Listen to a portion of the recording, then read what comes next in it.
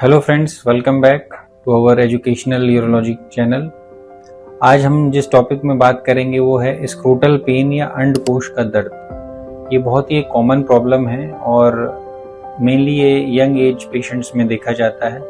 इसके बहुत सारे कारण होते हैं और पेशेंट्स नॉर्मली झिझकते हैं फिर अपने डॉक्टर्स के पास इस कंप्लेंट को ले जाके बात करने के लिए। ये बहुत इम्पॉर्टेंट प्रॉब्लम है और अगर कोई इसे सफ़र करता है तो जितना जल्दी संभव हो उसको डॉक्टर से मिलना चाहिए और ट्रीटमेंट करवाना चाहिए। अगर हम बात करें कि क्या क्या कारण होते हैं स्क्रोटल पेन के, तो नॉर्मली मेनली 4-5 टाइप के कारण कॉजेज होते हैं स्क्रोटल पेन के।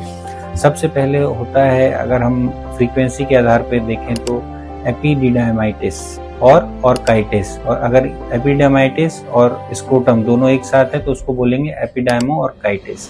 फिर उसके बाद वेरिकोसील भी स्क्रोटल पेन करता है और टॉर्शन ऑफ टेस्टिस एक सर्जिकल इमरजेंसी, ये भी स्क्रोटल पेन के साथ प्रेजेंटेशन करता है। सबसे पहले हम आते हैं एपिडाइमाइटिस के कारणों में। तो इसमें क्या होता है कि जो अंडकोश के ऊपर की एक जो नली होती है, जो शुक्राणु को जिसके गमन होता है उसमें सूजन आ जाती है, जिसके कई कारण हैं। सबसे बॉडी में कहीं भी इन्फेक्शन होता है या कोई चोट लगती है या मूत्र प्रवाह ठीक नहीं है, ऑब्स्ट्रक्टेड है, तो इसमें सूजन आ सकती है। इसी तरह जो अंडकोश का दर्द है ऑर्काइटिस, किसी भी प्रकार के वायरल इन्फेक्शन, चोट लगना, स्किन का इन्फेक्शन या नाखून से चोट लग जाना, डायबिटिक्स, इन सब में बहुत कॉमन है। इसमें जो अंडकोश है उसमें स्वेलिंग आ जाती है, उसकी जो त्वचा होती है वो पूरी लाल हो जाती है, टेंस शाइनी स्किन जिसको बोलते हैं, और छूने में भी दर्द होता है।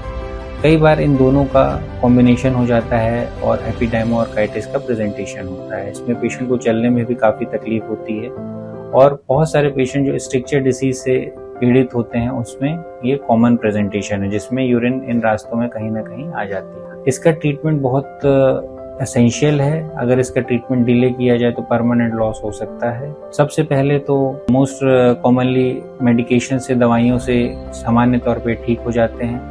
इनको हम 3 भागों में भी बांट सकते हैं स्क्रोटल पेन को, एक्यूट, सब एक्यूट और क्रॉनिक। अगर मान लीजिए दर्द 3-4 दिन से है तो उसको एक्यूट कैटेगरी में आएगा। अगर 4 से 6 हफ्ते हो गए हैं तो सब एक्यूट में आएगा। अगर 6 हफ्ते से अधिक हो गए हैं तो क्रॉनिक स्क्रोटल पेन की कैटेगरी में आता है। सबके कई सारे कारण होते हैं जो डिटेल में हम अपने नेक्स्ट वीडियोस में डिस्कस करेंगे। अभी हम और जो 2 और मेन कारण हैं वो वेरिकोसील और टॉर्शन टेस्टिस।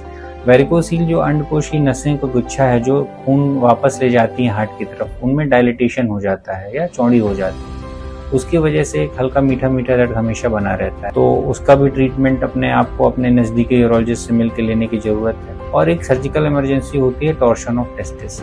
इसमें जो अंडकोश होता है ये अपने जो क्रेमेस्ट्रिक मसल है उसके तनाव या पुल के कारण अपने में ही घूम जाती है, जिससे ब्लड सप्लाई प्रभावित हो जाती है। अगर इसका तुरंत इलाज ना किया जाए विदिन 24 आवर्स, 36 आवर्स, तो बहुत ज़्यादा चांसेस हैं कि टेस्टिस की ब्लड सप्लाई परमानेंट डैमेज हो जाती है और टेस्टिस खत्म हो जाता है, गैंग्रीन हो जाता है, काला पड़ जाता है। उसको रिवाइव करना ऑलमोस्ट इम्पॉसिबल रहता है। किसी भी पेशेंट को एकदम से सीवियर पेन होता है तो तुरंत वो जाके अपने डॉक्टर से मिले, रूल आउट करे कि कहीं वो टॉर्शन तो नहीं है।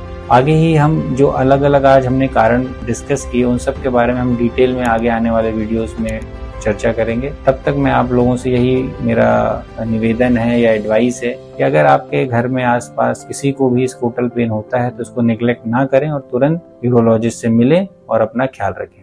Thank you.